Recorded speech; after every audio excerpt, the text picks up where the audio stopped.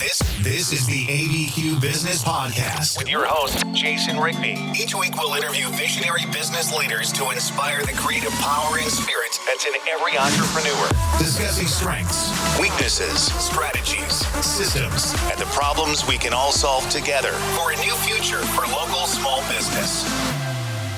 What is up, guys? Super excited about today's show. Want to talk to you just real quick. Some of you, because I've had conversations with some of you, talk about I have a problem. I don't know how to handle it. You know, sometimes I just pretend that everything is all right, and I don't know where to go with it. Maybe you're questioning your life, directions that you need to go in your life. You don't know when it comes to work, physically, mentally, spiritually, emotionally. Each of those have this issue that we have. And so I want to get into this specifically. I like to call it, and I've heard this analogy before, so I didn't create this. You know, we don't create anything new under the sun, as Solomon said. But when we think of this situation that we have where we have a problem, or maybe we don't even recognize it as a problem yet, we just feel stuck.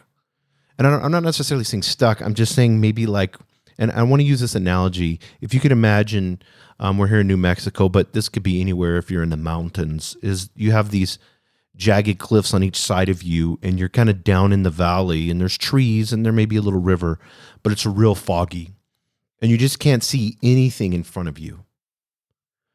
And a lot of us can, in whether it's spiritually, emotionally, physically, whatever it may be, we get in this fog.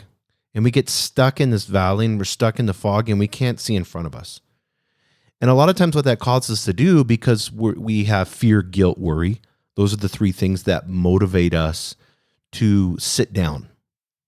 And so we sit on a rock, and we just hope that the fog clears over time, and that something external like the sun will figure it out for us, and then we'll be able to see and walk and do.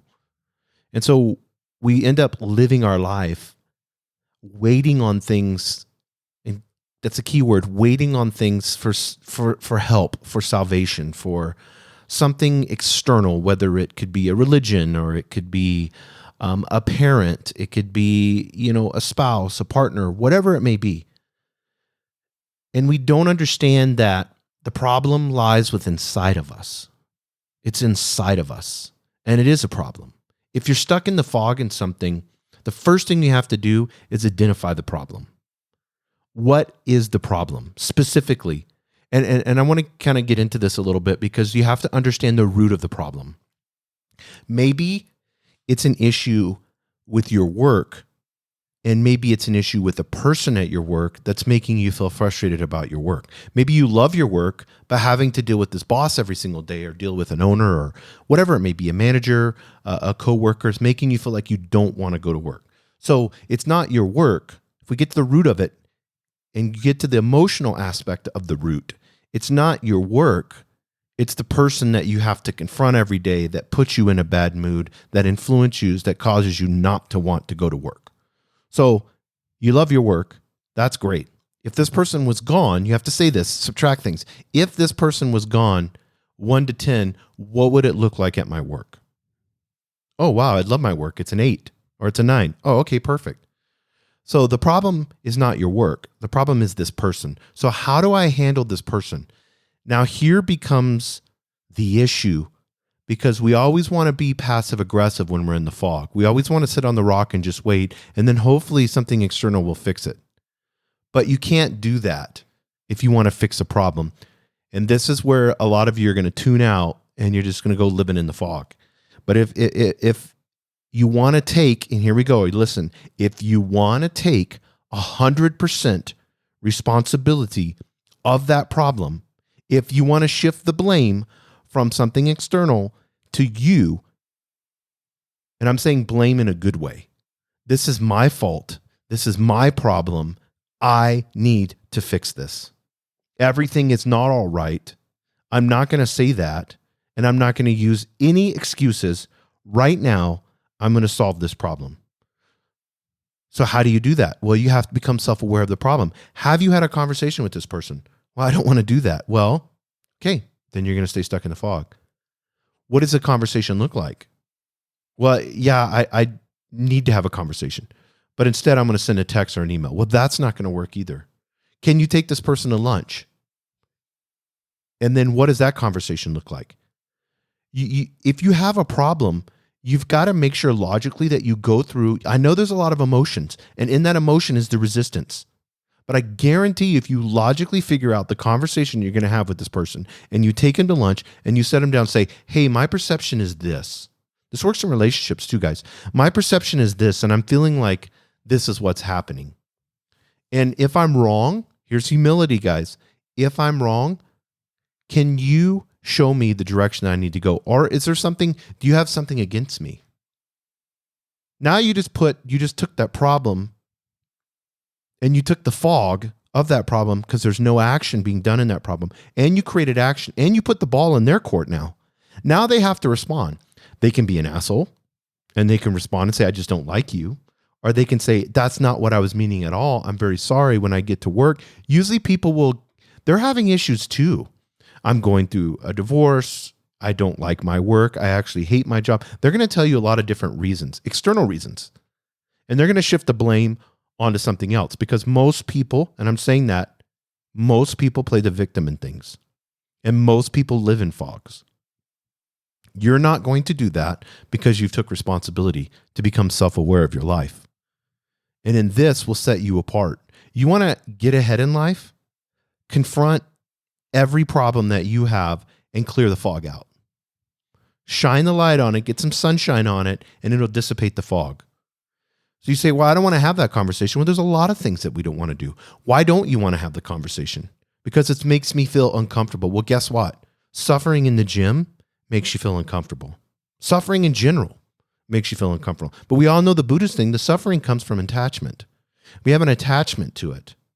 We're letting that person trigger something that's been in our past that causes us to get this emotion and feel uncomfortable. So now here's the work that you need to do.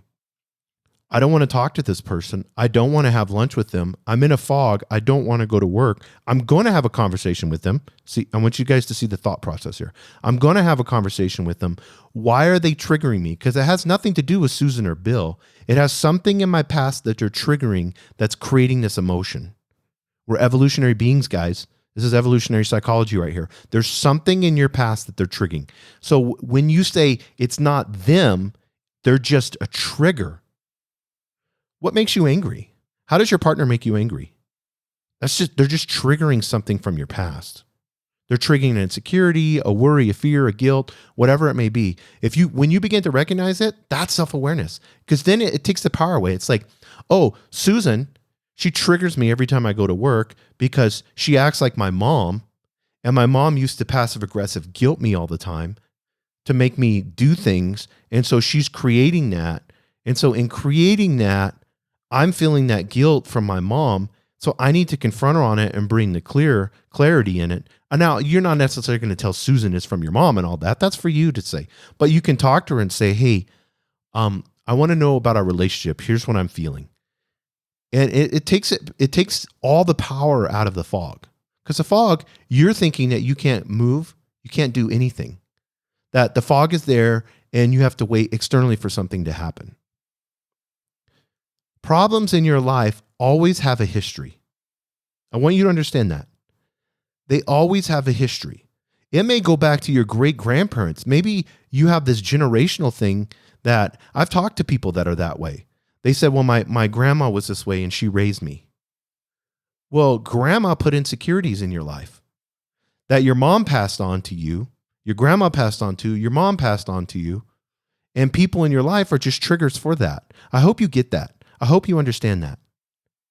Because it makes it a big problem. It changes it from a big problem to a small problem. And it helps you in understanding you as a person in the sense of responsibility. It allows you to be comfortable in uncomfortable situations. Wouldn't you want that superpower? That is a superpower. If you can be comfortable in uncomfortable situations, what type of success will you have? 99.9% of people don't want to be uncomfortable. We have a whole life of technology, and the life that we live, especially here in the United States, if you're in a developed country, the life that you live is built around you being comfortable. If you embrace uncomfortable situations and you handle them greatly, you are going to be 0.001% of the population and you will be successful.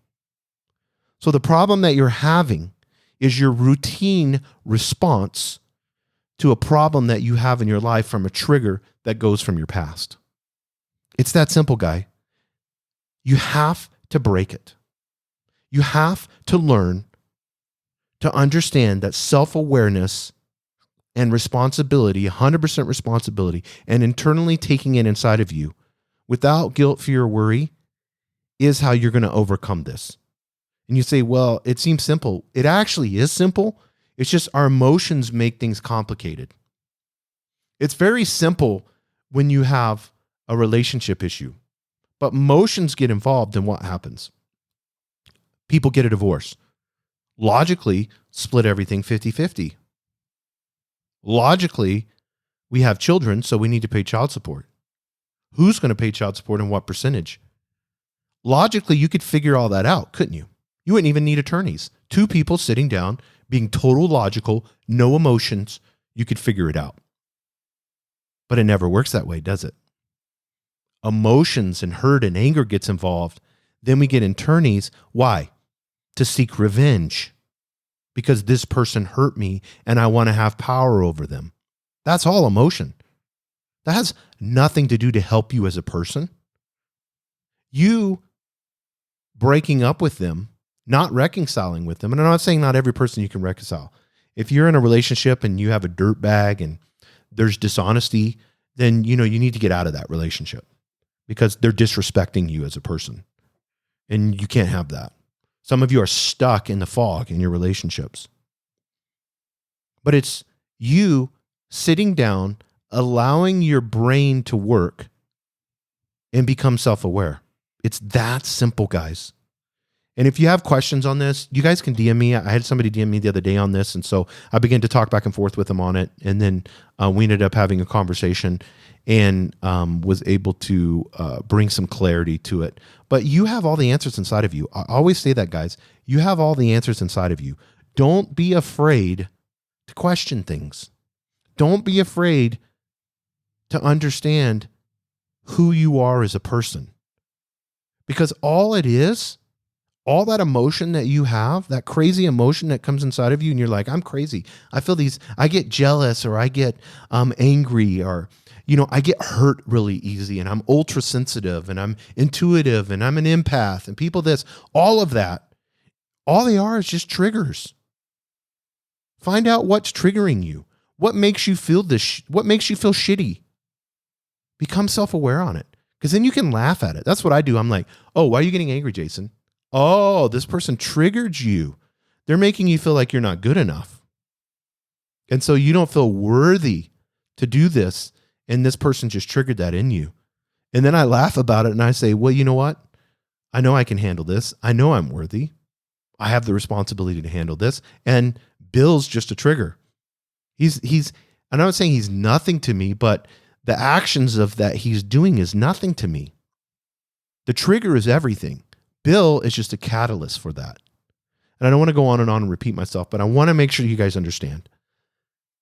Get self-aware. Practice it. It's just practice. Daily practice. Get really quick at understanding the trigger, and I guarantee you, you'll be well on your way to getting out of the fog. Thank you for joining us on the Albuquerque Business Podcast. And thanks to our sponsor, RigbyDigital.com. Make sure to subscribe and share. And go to abqpodcast.com. Get show notes, resources, and links to everything we talked about today to help you navigate your journey as an entrepreneur and business owner.